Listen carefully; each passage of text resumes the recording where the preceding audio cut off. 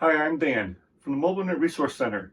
So Starlink has made their latest Gen 3 router available to anyone now as a standalone purchase. If you have a Gen 2 system with the Gen 2 router, should you upgrade to this new router? What advantages does it have? What are some downfalls of making this upgrade? And we'll also discuss some other options you may decide to do instead. Come join us to find out more.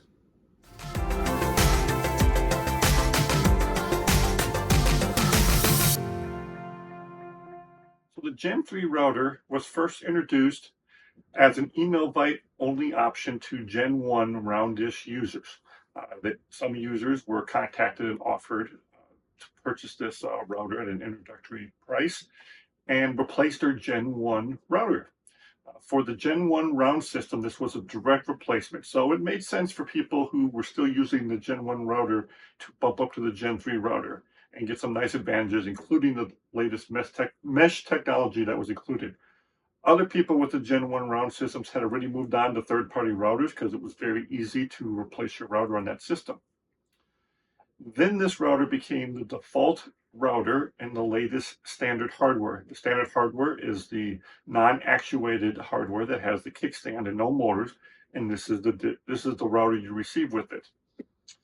However, for well over a year, maybe 2 years, the Gen 2 system was what a lot of people received, and this was the router that's part of that system. Recently, Starlink made this Gen 3 router available to anyone to purchase, and they started sending out emails to Gen 2 users, specifically letting them know they could purchase this router. The problem was the way it was described in the email was that this was a replacement router. And that's not quite the case with the Gen 2 system because of the proprietary plugs and the way everything works. So I'm going to spend some time going over explaining how this router would be connected to your Gen 2 system and to show you the caveats of going that way. Now, another option is you can purchase this as a standalone mesh router. And these two routers will talk to each other over mesh.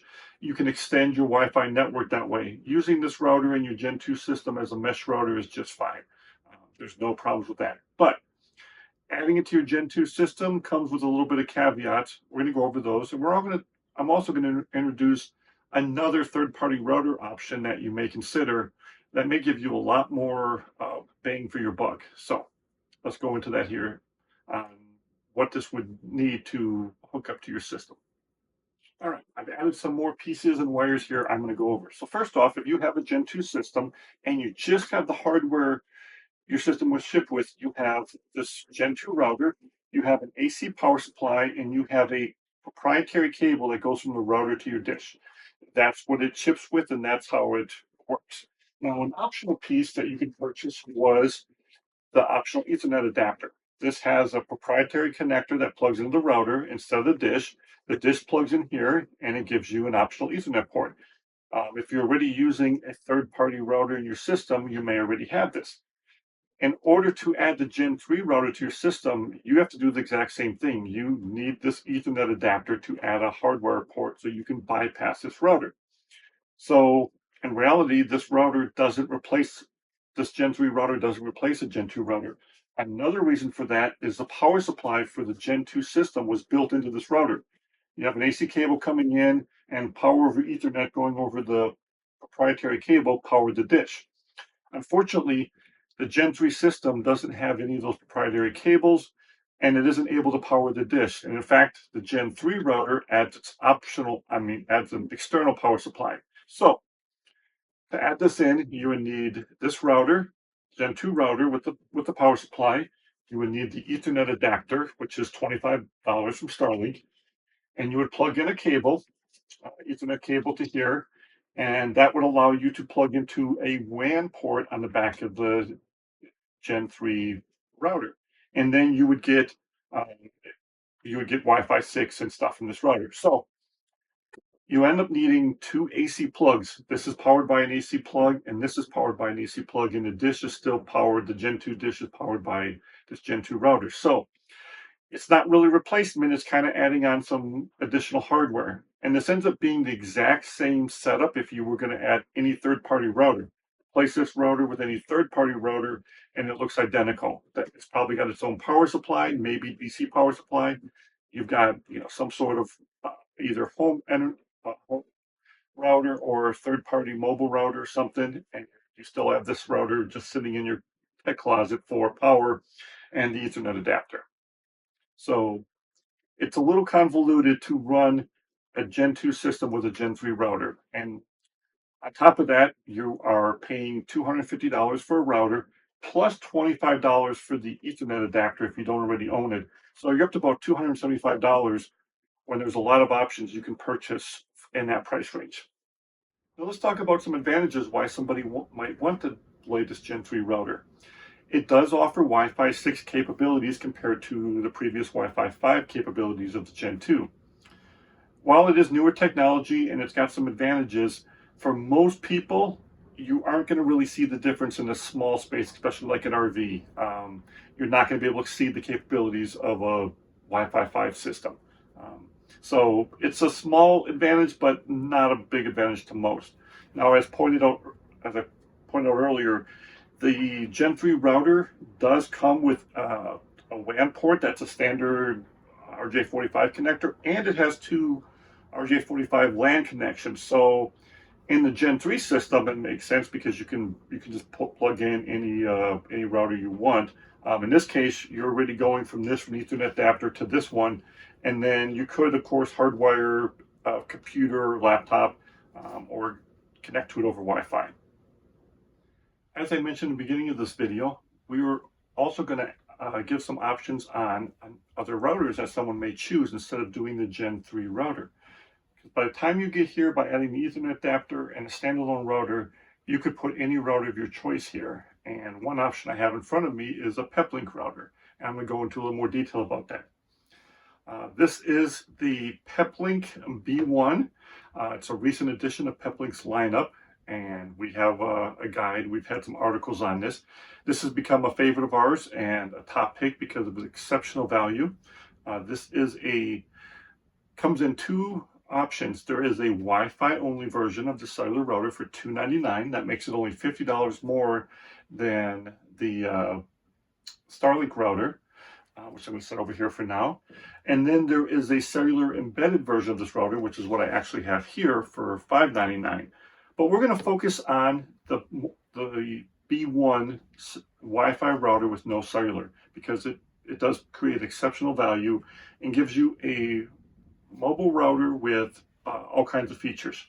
So this router has two antenna ports for the Wi-Fi, as you can see out, external antennas.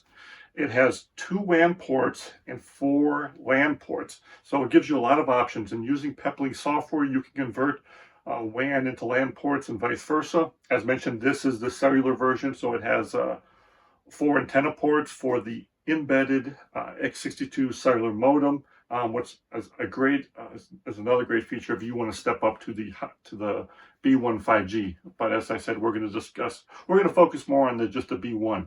So with Starlink, you're going to have your Gen 2, you're going to need your Ethernet adapter, and using a RJ45 Ethernet cable, you can connect your Gen 2 to this Peplink router and put your Starlink router in bypass mode.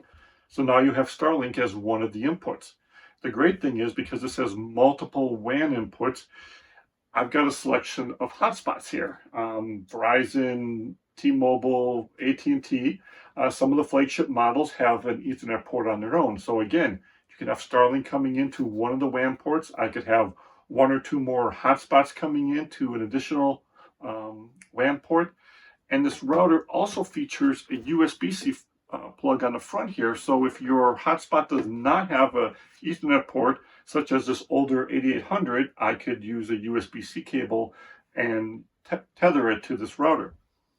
So one of the great things about adding a router such as this over the Starlink router is now all of your Wi-Fi devices, you connect to this one router. You don't have to worry about connecting to what hotspot am I connecting to or connecting this to Starlink. You're connecting to just one router and you're bringing all these sources of internet into a single router and broadcasting that over your Wi-Fi network in your RV. There's a couple great things about that. Peplink has an amazing ecosystem, and by getting into the Peplink router, it's just one of our favorites. You are getting into some of the advantages that Peplink offers, such as their bonding service. It's called Speed Fusion Connect. and it allows you to take Starlink and cellular and combine those services together. And it's a great, we've always said Starlink is a great complement to cellular. Starlink can work in some amazing places where cellular doesn't make sense, but in some other places with trees or obstructions where Starlink isn't going to make sense, or you can have cellular being your main source of internet, and by combining them together, they work wonderfully together and give you a very robust signal when you're using the SpeedFusion Connect feature on your router. Or you can just prioritize, one of the internets as the main source and fail over to the other ones. There's lots of options. Just like the Gen 3 router, this Peplink router is a Wi-Fi 6 router with that technology. It also has a 1 gigabyte throughput when you're bringing in multiple sources of cellular or Starlink into it, 400 megabits when you're using the SpeedFusion Connect. So you don't have to worry about the router slowing your speeds down. You're going to get great speed whether you're on 5G or Starlink bringing into this router. So that's another great feature that you're getting for just a little bit more than the Starlink router. To find out more about the products I discussed today, please visit our website. We've got a gear center on the Peplink B1 and the B1 5G, and we just go into all the technical details on this router and all the advantages. We have an entire Peplink resource center with many articles and guides. We even talk about combining Starlink and Peplink. We go into further details on the Peplink bonding, the SpeedFusion Connect I mentioned. Also Synergy, if you really own a Peplink router. You can combine multiple routers together using the Synergy service. That is another really cool feature of going into the Peplink ecosystem. We, of course, have a Starlink guide. We talk about all the hardware, the Gen 2, the Gen 3. Today was just more talking about some options for those considering the Gen 3 router with the Gen 2 system. Does it make sense, or should you step up for a little more money to a different router and all the advantages I just listed out earlier in this video? So I hope you enjoyed today's presentation on this, and please subscribe and give us a thumbs up, and we look forward to hearing from you, letting us know what you think of the Peplink B1, or are you using another third-party router with your Starlink that you really enjoy and it's working great for you? Please share in the comments and like below.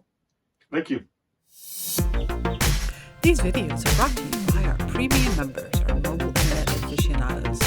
They make it possible for us to track this news and create these videos. If you like this video, please give it a thumbs up, leave a comment, subscribe to our channel, or better yet, consider becoming a member yourself.